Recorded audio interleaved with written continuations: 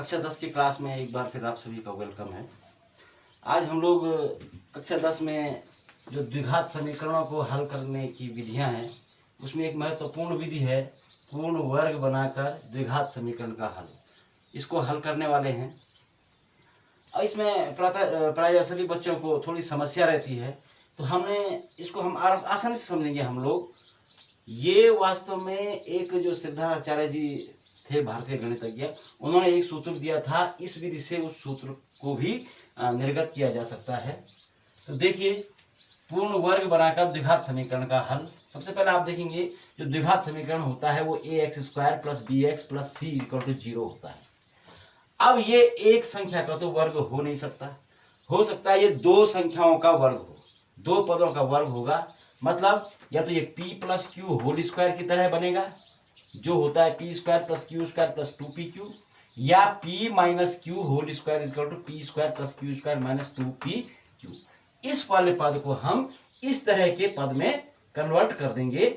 इस ax² + bx + c को ये इस पद में दो संख्याओं के पदों के योग का वर्ग या उनके अंतर का वर्ग में उसको कन्वर्ट करेंगे। हमने इसके स्टेप लिखे हैं पहले। तो सबसे पहले हम स्टेप यहाँ से हम लिखेंगे। ये हमने स्टेप लिखे हैं, आप लोग इन स्टेप्स को नोट कर लेंगे। और आइए एक एग्जाम्पल के माध्यम से छोटा सा एग्जाम्पल लेते हैं। 2x² + 3x - 7 = 0। अब पहले तो इसको चेक करेंगे हम लोग कि इसको हम अगर गुणनखंड विधि से ट्राई करते हैं तो गुणनखंड विधि में क्या करते थे कि 7 × 2 = 14, और 14 के जो गुणनखंड होते हैं वो 14 × 1 और 7 × 2 होते हैं। अब आप देख रहे हैं कि 14 और 1 को जोड़ने से या घटाने से 3 नहीं बन रहा है, 7 और 2 को जोड़ने और घटाने से 3 नहीं बन रहा है। माने ए और सी का गुणनखंड जो है बी के पदों में उसको बांटा नहीं जा सकता है, इसलिए इसमें गुणनखंड विधि का प्रयोग नहीं हो रहा। आप देख रहे हैं 14 और 1 से भी और 7 और 2 से भी 3 नहीं बन रहा है हमारे पास में, तो इसमें गुणनखंड विधि का प्रयोग नहीं हो पाएगा। इस तरह के क्वेश्चन में हम लोग या तो द्विघात सूत्र की विधि का प्रयोग करते हैं या तो पूर्ण वर्ग बनाकर इसको कंप्लीट स्क्वायर करके इसको हल करते हैं। सबसे पहले हमें यहाँ पे देखना है कि a + b या p + q का होल स्क्वायर टाइप का बनाना है, तो हमारे को चाहिए p²। तो यहाँ पे हमारे पास में 2x² x का स्क्वायर तो था, लेकिन ये वाला स्क्वायर नहीं है। दो जो है कंप्लीट स्क्वायर नहीं है, दो कंप्लीट स्क्वायर नहीं है। तो आप देखेंगे इस दो को कंप्लीट स्क्वायर बनाने के लिए, पूर्ण वर्ग बनाने के लिए सबसे पहले हमने क्या करना है, इस दो का भाग दे देना है, a का भाग दे देना है। यहाँ पे a ये है तो 2 से भाग दीजिए। आप लोग इसको ध्यान से देखेंगे, स्टेप को फॉलो करेंगे, सरल विधि से कर रहे हैं। ये हो जाएगा x², यही लिख दो, x² + 3/2x - 7 = 0। एक हो गया। अब दूसरा स्टेप पे जाएंगे हम लोग। 7/2 = 0। अब हम दूसरे स्टेप पे जाएंगे, c का पक्षांतर करना है। इस c का पक्षांतर करना है, माने इसको यहां भेज देना है। तो देखिए उसको भेज देंगे वहां, x² + 3/2x +7/2 ये हमारे पास में इस तरह से हो गया। अब हमारे पास में दो पद हैं, एक पद का तो स्क्वायर है, माने p² है हमारे पास में, p² है हमारे पास में। अब p + q का होल स्क्वायर होता है कि p - q का होल स्क्वायर, तो बाद की बात है। p² है हमारे पास में, और लेकिन हमारे पास में q² नहीं है, और 2pq टाइप के यहाँ पे इस तरह का x भी है। माने ये पहला वाला पद तो हमको मिल रहा है, और ये वाला जो तीसरा वाला पद है q² नहीं मिल रहा है। q² निकालने के लिए किसी चीज का वर्ग इसमें जोड़ना होगा। तो हम देखेंगे तीसरा स्टेप पे जाएंगे हम लोग, x के गुणांक के आधे का वर्ग या b/2, जो x का गुणांक b होगा, x का गुणांक b होता है। यहाँ पे देखिए आप लोग, इसका आधे का वर्ग करना है, b/2 का होल स्क्वायर करना है। उसको आप दोनों पक्षों में जोड़ दीजिए।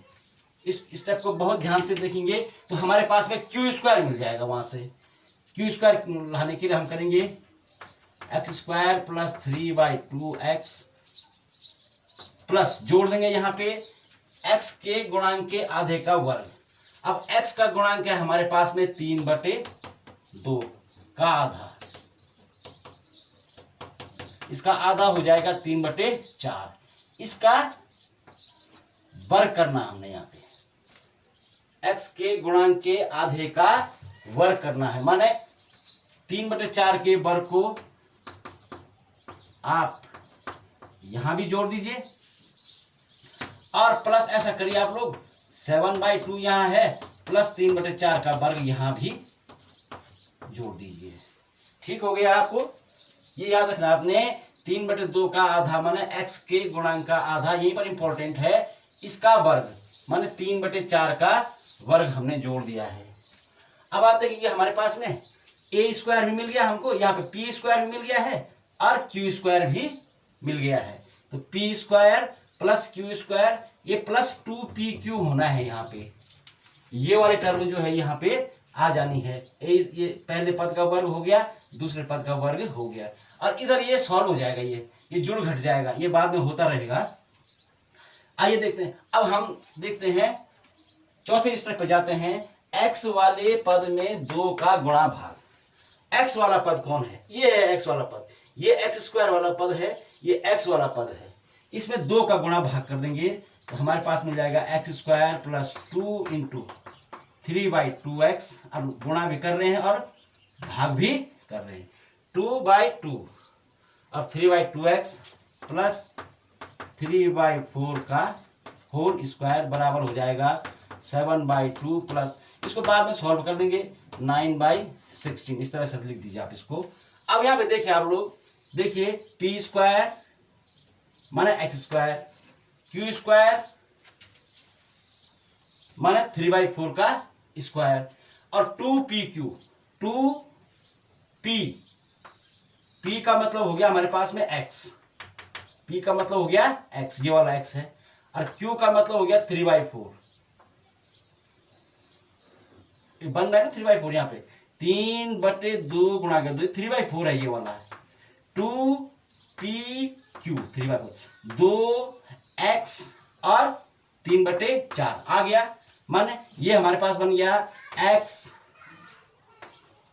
प्लस 3/4 का होल स्क्वायर। देखेंगे आप लोग, इसको यहाँ पे चेक भी कर लेंगे हम। p स्क्वायर माने x स्क्वायर, x का स्क्वायर प्लस 3/4 का स्क्वायर हो गया प्लस 2 इंटू x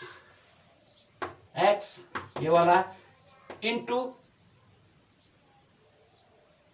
ये 3/4 देखा 2pq है। यहाँ पे a plus B whole square या p प्लस क्यू के होल स्क्वायर की तरह का ये बन गया है। यहाँ पे हम इस तरह से सॉल्व कर देंगे और ये हमारे पास में सॉल्व हो जाएगा। इसको हम सॉल्व कर देंगे, हम 16 का 16 हो जाएगा और ये हो जाएगा 7 गुणा गए 8 धन 9, जो भी जाएगा इसको सॉल्व करके हम कर लेंगे। अब हमारे पास में हो जाएगा ये, इसका जो हम ये वर्ग है x प्लस 3/4 बराबर हो जाएगा, ये स्क्वायर है अभी, ये हमारा 56 और 9 हो जाएगा 65/16। इस वर्ग का पक्षांतर कर देते हैं, इस वर्ग का पक्षांतर कर देते हैं, ये बन जाएगा वर्गमूल। यहाँ पे ध्यान देने वाली बात है, इस वर्ग का हमने पक्षांतर कर दिया, ये वर्गमूल बन गया। अब ध्यान देना है कि वर्गमूल आपके पास में पॉजिटिव भी होता है और नेगेटिव भी होता है। माना हम इसका वर्गमूल लेंगे तो आ जाएगा हमारे पास में प्लस माइनस √65/16, प्लस में भी होगा और माइनस में भी होगा। अब देखिए आप लोग x की वैल्यू निकालते हैं, इस 3/4 को हम यहाँ ले जाएंगे, यह आएगा -3/4 प्लस माइनस √65/16। एक बार प्लस लेकर के इसको सॉल्व कर देंगे और एक बार माइनस लेके इसको सॉल्व कर देंगे। देखते हैं ये इसके दो मूल है, एक बार पॉजिटिव, इसको एक बार यहाँ पे प्लस लेना है, एक बार माइनस लेना है, तो x के दो मान आ जाएंगे क्योंकि इसके द्विघात समीकरण के दो मान होने हैं। सॉल्व करते हैं x वाले को। x जो पहला निकलेगा हमारा, मान लिया वो x1 है, बराबर हो जाएगा -3/4 प्लस √65 अपॉन इतना, ये बराबर हो जाएगा हमारे पास में, इसी को कर देंगे -3/4 प्लस √65 अपॉन 4, ये हो जाएगा 4 का 4 और ये जाएगा -3 प्लस √65। ये हमारे पास में इसका पहला मूल आ गया, ये पहला मूल आ गया। और मान लिया दूसरा मूल निकालना है तो सेम हो जाएगा -3/4 प्लस √65/60, ये माइनस लेंगे, बराबर हो जाएगा -3/4 माइनस √65/4, ये हो जाएगा 4 का 4 और ये हो जाएगा -3 माइनस √65। इस प्रकार से हमारे पास में x के दो मान निकल गए हैं।